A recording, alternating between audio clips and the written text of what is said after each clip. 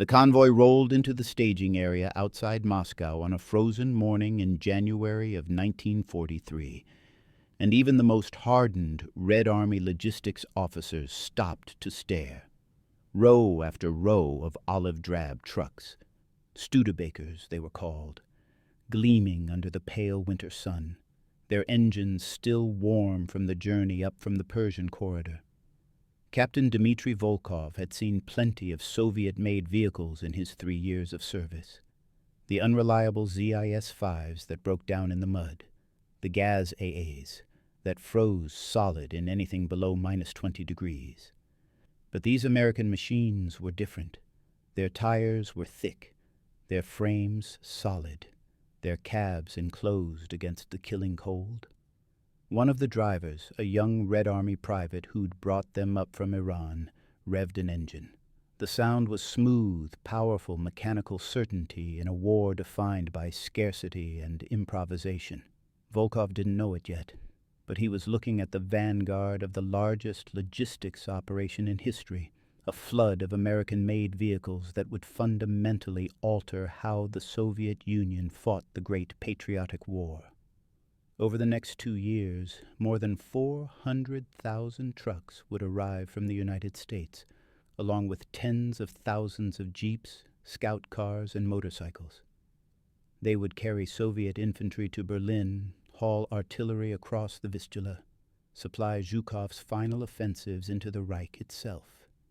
And in a private conversation that would remain hidden for decades, Joseph Stalin, the man who had built an ideology around Soviet self-sufficiency and contempt for Western capitalism, would admit something extraordinary about what these trucks had done. If you're enjoying this deep dive into the story, hit the subscribe button and let us know in the comments from where in the world you are watching from today. But in January of 1943, that admission lay years in the future. What Volkov saw in that staging area was merely the physical manifestation of a contradiction Stalin had been wrestling with since the summer of 1941. How to reconcile Soviet pride with Soviet survival. The answer had arrived on ships and trains, through Arctic convoys and Persian mountain passes, stamped with American manufacturer names and built in factories Stalin had once dismissed as decadent capitalist extravagance. The irony was profound, and for those who understood it, deeply uncomfortable. To understand what Stalin eventually said about those 400,000 trucks, you have to understand what he believed before they arrived, and what Soviet ideology demanded he continue believing, even as American Lend-Lease fundamentally reshaped his nation's capacity to wage war. In the 1930s, Stalin had constructed an economic and ideological system predicated on a singular principle. The Soviet Union could and would build everything it needed within its own borders, independent of the capitalist world. This wasn't merely economic policy. It was the foundation of socialist legitimacy. The 5-year plans, brutal in their execution and staggering in their human cost, were meant to prove that a workers' state could industrialize faster and more completely than any capitalist economy. Soviet propaganda hammered this message relentlessly. Factories rose in the Urals. Dams transformed rivers. Steel production climbed, coal output multiplied. Tractor factories churned out vehicles for the collectivized farms. The Soviet automotive industry, such as it was, embodied these ambitions. The state automobile plant in Moscow, the ZIS factory, produced trucks based on American designs from the 1920s, but built entirely with Soviet components. The Gorky automobile plant, GAZ, manufactured lighter vehicles on tooling adapted from Ford. These weren't sophisticated machines. A ZIS-5 truck had a top speed of about 40 miles per hour on good roads, which the Soviet Union had precious few of. Its engine was temperamental, its chassis weak, its cab open to the elements. Drivers in winter wrapped themselves in whatever they could find: old blankets, straw, looted German coats. The trucks broke down constantly. Parts were scarce. Maintenance was improvised. But they were Soviet-made, and that, according to the ideology Stalin promoted, was what mattered. By 1941, the Soviet automotive industry was producing somewhere between 150,000 and 200,000 vehicles per year, almost all of them for military use. It sounds impressive until you consider what was about to happen. When Operation Barbarossa began on June 22, 1941, the Wehrmacht deployed 150 divisions supported by roughly 600,000 motor vehicles. Trucks, half-tracks, motorcycles, staff cars. The Germans were themselves chronically short of transport, relying heavily on horse-drawn wagons for much of their logistics. But they had enough motorized capacity to execute their initial advances with devastating speed.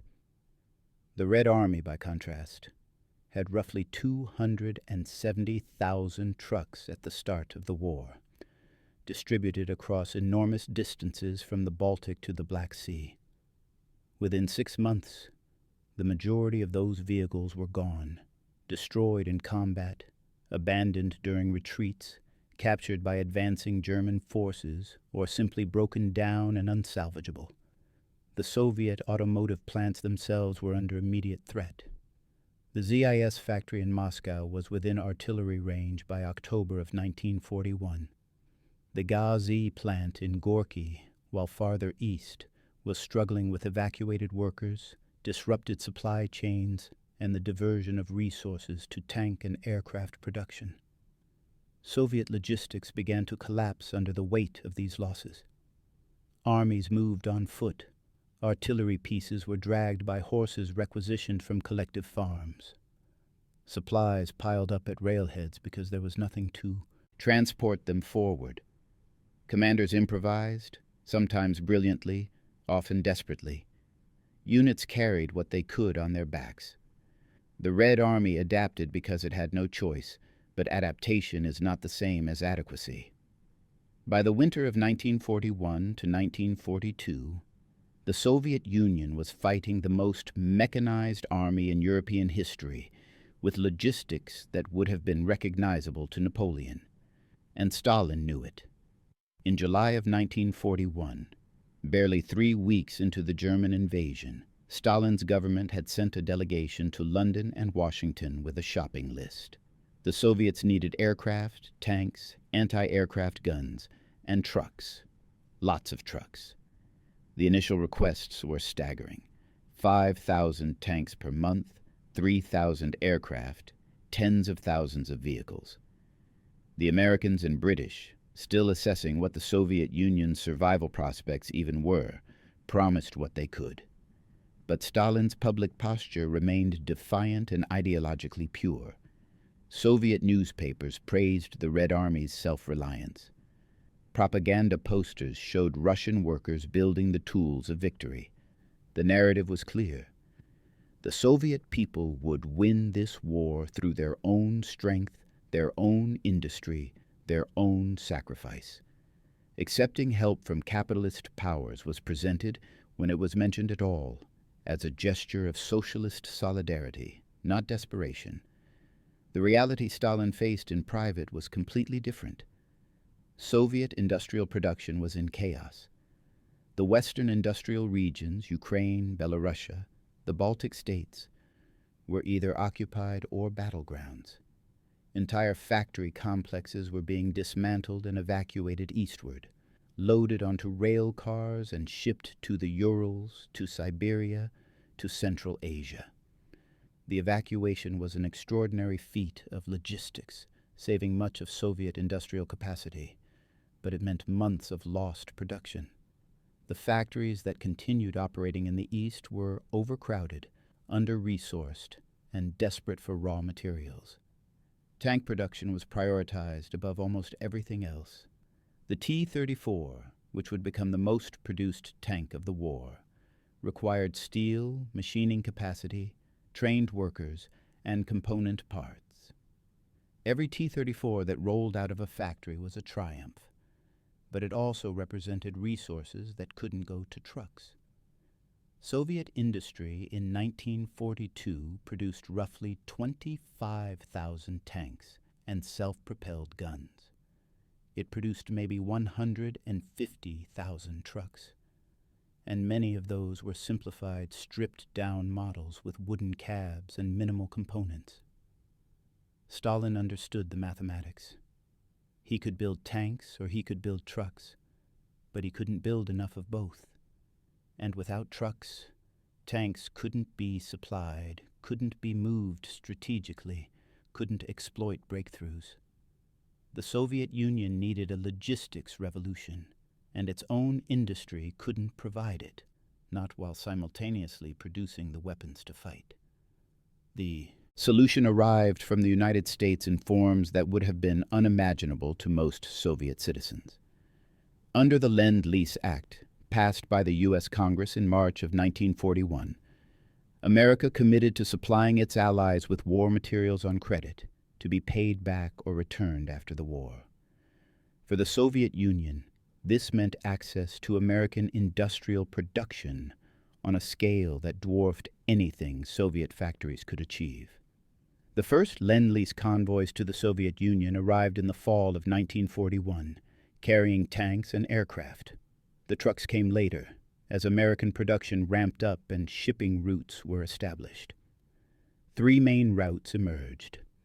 The Arctic convoys, sailing from Iceland and Scotland to Murmansk and Arkhangelsk through U-boat-infested waters. The Persian corridor, shipping materials through Iran and up into Soviet Central Asia. And the Pacific route, technically neutral until 1945, moving supplies across the Pacific to Vladivostok. The Arctic route was the most dangerous and the most famous. German U-boats and aircraft operating from Norwegian bases attacked the convoys relentlessly. Ships went down loaded with tanks, aircraft, ammunition, and trucks. The convoy PQ-17, sailing in July of 1942, lost 24 of its 35 merchant ships. But enough got through. By the end of 1942, several thousand American vehicles had reached Soviet soil. The Persian corridor became the workhorse route. American ships unloaded at Iranian ports on the Persian Gulf. The cargo, including trucks which could be driven off the ships, moved north through Iran on roads the Americans and British improved specifically for this purpose. Soviet drivers took over at the border and drove the vehicles north into the Caucasus and beyond. The distances were enormous, the conditions harsh, but the route was relatively secure, and the trucks kept coming. Studebaker US6 2.5-ton trucks became the standard Soviet heavy transport vehicle. They were rugged, reliable, and designed for exactly the kind of punishment the Eastern Front delivered. They had six-wheel drive, which meant they could handle mud and snow far better than Soviet-made vehicles. Their engines were powerful and relatively simple to maintain. Their cabs were enclosed, protecting drivers from the elements. To a Red Army driver who'd spent years nursing temperamental Soviet trucks through breakdowns and cold, a Studebaker was a revelation. Alongside the Studebakers came Dodge 3/4-ton trucks, Willys Jeeps, GMC cargo trucks, International Harvesters, and specialized vehicles, fuel trucks, mobile workshops, ambulances. American manufacturers were producing vehicles at a rate Soviet planners could barely comprehend. The Studebaker plant in South Bend, Indiana, was turning out roughly 200,000 trucks per year by 1943. Ford's plant in Detroit produced Jeeps and cargo, vehicles by the tens of thousands. General Motors, Dodge, International Harvester, the entire American automotive industry had converted to war production, and a substantial portion of that production was headed to the Soviet Union.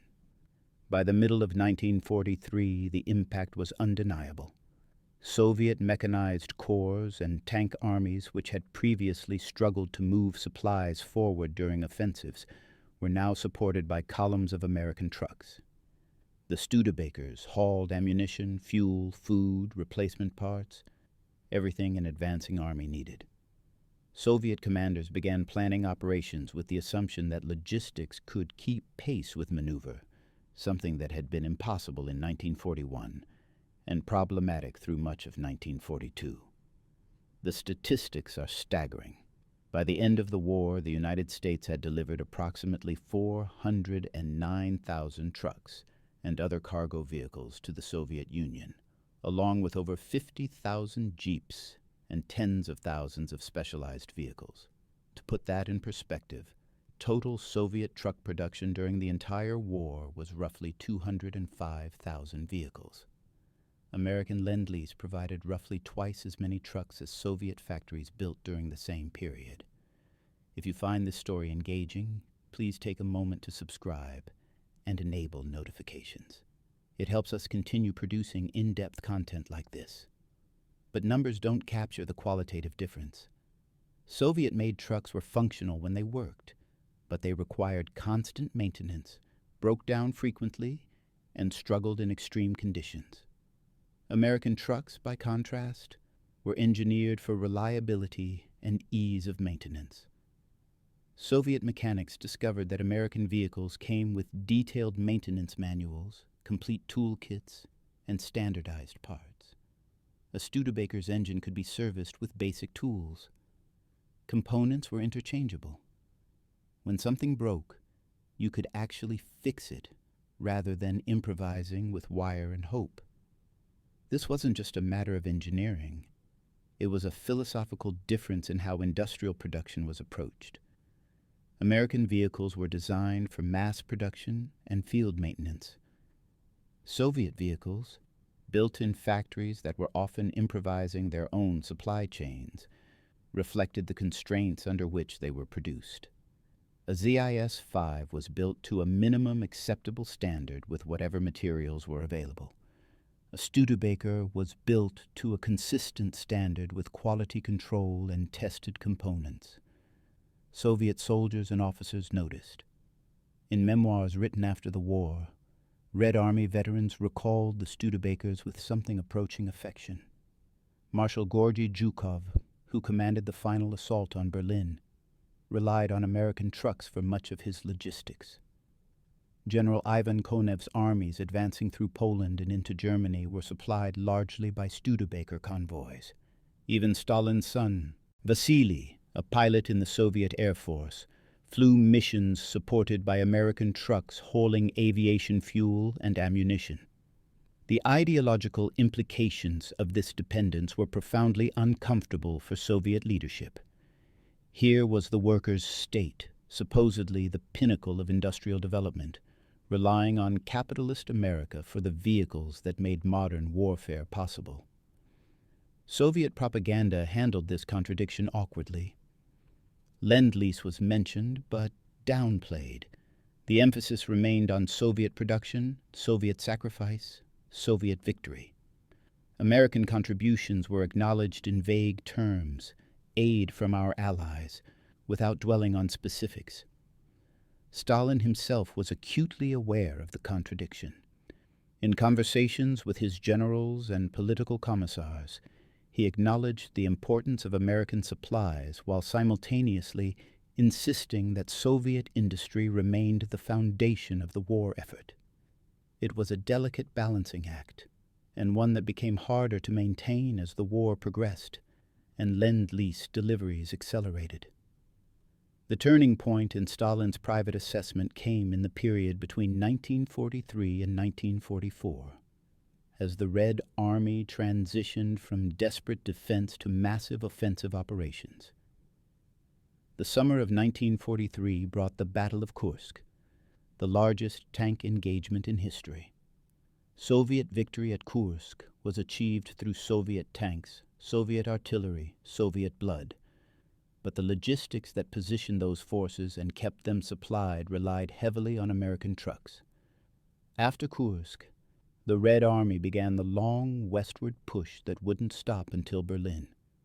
Operation Bagration in the summer of 1944 demonstrated the transformation.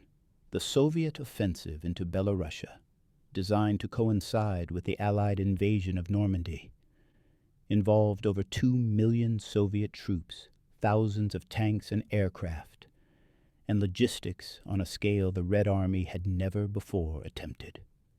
The operation succeeded beyond Stalin's expectations, destroying German Army Group Center and liberating Minsk within days. But the operation's success was predicated on mobility and supply, and American trucks were central to both. General Konstantin Rokossovsky, commanding the First Belarusian Front during Bagration, had organized his supply columns around American vehicles. His armies advanced hundreds of miles in weeks, and they did so because Studebakers and Dodges kept ammunition, fuel, and food moving forward. German intelligence officers, interrogating captured Soviet troops, noted with alarm the abundance of American vehicles in Red Army supply trains. Some German commanders began to understand that they weren't just fighting the Soviet Union. They were fighting American industrial capacity channeled through Soviet manpower. The psychological impact on Soviet officers was complex. There was gratitude, certainly. These vehicles saved lives and made victory possible. But there was also discomfort, particularly among committed communists who had internalized the ideology of Soviet self-sufficiency. In some units, American vehicles were painted over with Soviet markings, as if obscuring their origin could resolve the ideological tension. In others, drivers gave their Studebakers nicknames, personalizing them in ways that acknowledged both their foreign origin and their essential role. Stalin watched all of this with his characteristic combination of pragmatism and paranoia. He understood that American Lend-Lease had been instrumental in Soviet survival and was now essential to Soviet victory. He also understood that this created a debt, not just financial, but psychological and political. The Soviet Union owed its continued existence in part to capitalist America, and Stalin knew that this fact would complicate post-war narratives of communist triumph. In November of 1943, Stalin met with Roosevelt and Churchill at the Tehran Conference. It was the first time the three Allied leaders had gathered in person, and the discussions ranged across strategy, post-war planning, and the Second Front in Europe. During the conference, Roosevelt and Stalin met privately several times. In one of these conversations, according to American records declassified decades later, Roosevelt mentioned Lend-Lease and expressed hope that it was proving useful. Stalin's response was measured but significant. He acknowledged that American supplies were important and thanked Roosevelt for them, but he framed them as part of a common struggle against fascism rather than as charity or dependence. What Stalin didn't say publicly, couldn't say, given the ideological constraints of Soviet propaganda, was how completely American logistics had transformed the Red Army's capability. Privately, with his inner circle, he was more candid. In meetings of the State Defense Committee, Stalin referenced American trucks as essential to offensive operations. He criticized Soviet automotive production for its inadequacies while simultaneously demanding that Soviet factories continue trying to increase output. The contradiction was inherent in Soviet ideology. They needed American help, but admitting that need too openly would undermine the narrative of Soviet strength. The most revealing moment came after the war, in May of 1945, just days after Germany's surrender. Stalin hosted a reception at the Kremlin for Red Army commanders and political leaders. The atmosphere was celebratory but also reflective. These were men who had survived the most brutal war in history and had just achieved victory. During the evening, Stalin raised a toast. What he said in that toast, according to multiple witnesses including Marshal Zhukov, was extraordinary for its candor. Stalin acknowledged the contributions of the Allies and specifically mentioned Lend-Lease. Then he made a statement that cut to the heart of the matter. he said, and this is paraphrased from multiple Russian sources that agree on the substance, that without American machines, specifically the trucks and jeeps, the Soviet Union could not have moved its armies as it did, could not have supplied them adequately, and the war would have been far more difficult, perhaps even lost. He mentioned the 400,000 trucks specifically, calling them crucial to Soviet mobility. Different accounts of this toast exist, and the exact wording varies, but the core message is consistent across sources. Nikita Khrushchev, who was present, later wrote in his memoirs that Stalin had acknowledged American Lend-Lease saved the Soviet Union from defeat. Marshal Zhukov, in his own memoirs published in the 1970s, confirmed that Stalin had made such statements in private settings after the war, though he also noted that Stalin never said such things publicly. The significance of Stalin's admission lies in its rarity. This was a man who had built his political career on ruthless control of narrative and ideology. He had purged generals and political rivals who failed to conform to his vision of Soviet strength. He had constructed a personality cult that presented him as the infallible genius leading the Soviet people to victory. And yet, in this private moment with his commanders, he acknowledged that Soviet victory had depended fundamentally on American industrial capacity. The 400,000 trucks were not just vehicles. They were a measure of the gap between Soviet industrial capacity and the demands of modern mechanized warfare. Soviet factories, despite heroic efforts and brutal sacrifices, simply could not produce enough trucks to support the kind of mobile, offensive operations that characterized the war's final years. American factories could, and did, at a scale that dwarfed Soviet capabilities. Consider the broader context of Lend-Lease to understand the full scope. The trucks were only one component, though arguably the most important for logistics. The United States also provided the Soviet Union with roughly 15 million pairs of boots, more than enough to keep the entire Red Army shod. Over 4 million tons of food, including canned meat, flour, and sugar, supplemented Soviet rations. Hundreds of thousands of field telephones and millions of miles of copper wire enabled communications. Railroad equipment, locomotives, rail cars, tracks kept Soviet supply lines functioning. Even raw materials, aluminum for aircraft production, high-octane aviation fuel, industrial chemicals. The total value of American Lend-Lease to the Soviet Union was approximately $11 billion in 1940s currency, roughly $180 billion in modern terms. The Soviet Union was not the only recipient. Britain received far more. But for the Soviet Union, fighting for survival on a scale that dwarfed any other theater, these supplies arrived at moments when Soviet production alone would have been insufficient. Soviet historians during the Cold War era consistently downplayed Lend-Lease's importance. Official histories emphasized that Soviet production outweighed foreign aid and that Soviet blood and courage won the war. Both statements are true in certain ways. Soviet production did exceed Lend-Lease's in total volume for many categories, and Soviet casualties dwarfed those of any other nation. But the question isn't whether Lend-Lease was larger than Soviet production. It's whether Soviet production alone would have been sufficient. And on that question, Stalin's private admission provides the answer. The trucks represented something more than logistics. They represented a fundamental truth about industrial warfare. Victory goes to the side that can produce, supply, and sustain mechanized forces over vast distances and long campaigns. Germany had attempted this and failed, its industry unable to keep pace with battlefield losses and strategic overreach. The Soviet Union, fighting on its own territory with shortened supply lines and mobilized population, could not have sustained its offensives without supplementing its own production with American vehicles. There's a particular irony in Stalin's acknowledgement.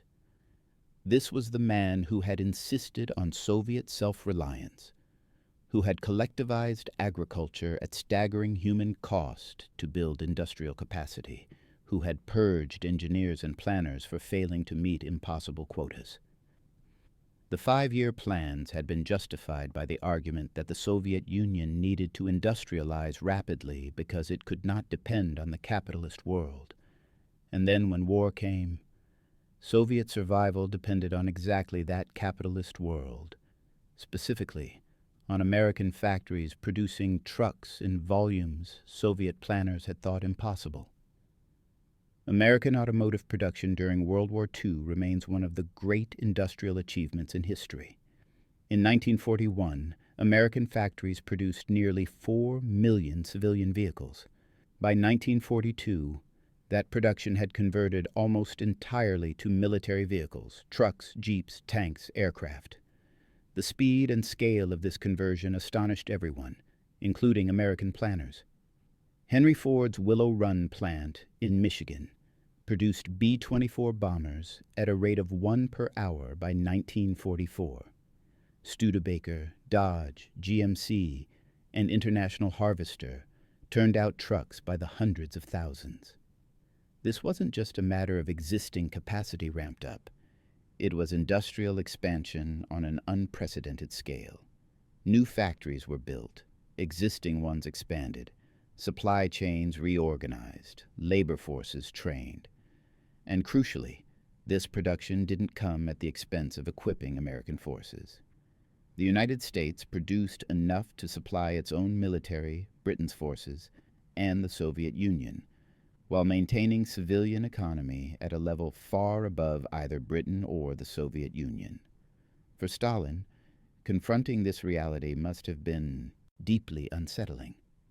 Here was proof that capitalism, at least in its American form, could outproduce socialism when it mattered most. Soviet ideology had promised that centralized planning and workers' ownership would unleash productive capacity beyond anything capitalism could achieve. The war demonstrated the opposite. American workers, operating in privately owned factories under a market economy, produced more, faster, and with higher quality than Soviet workers in state-owned factories under central planning. Stalin never acknowledged this in public. Soviet propaganda continued to celebrate Soviet industrial achievements and minimize foreign aid. After the war, as the Cold War set in, Lend-Lease was increasingly portrayed as a minor factor, sometimes even as a cynical ploy by the capitalist West to extract concessions from the Soviet Union. Soviet textbooks taught generations of students that the Great Patriotic War was won by Soviet strength alone. But Stalin's private admission to his commanders in May of 1945 remained in the historical record, preserved in memoirs and witness accounts. It surfaced during Khrushchev's partial de-Stalinization in the 1950s, was referenced in Zhukov's memoirs in the 1970s, and gradually became accepted historical fact in post-Soviet Russia. Modern Russian historians generally acknowledge Lend-Lease's importance, though debates continue about its precise contribution to Soviet victory.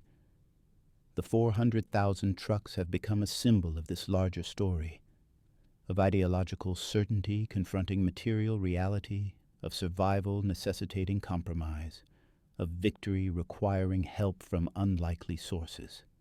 Every Studebaker that rolled into a Red Army depot carried with it an implicit challenge to Soviet propaganda.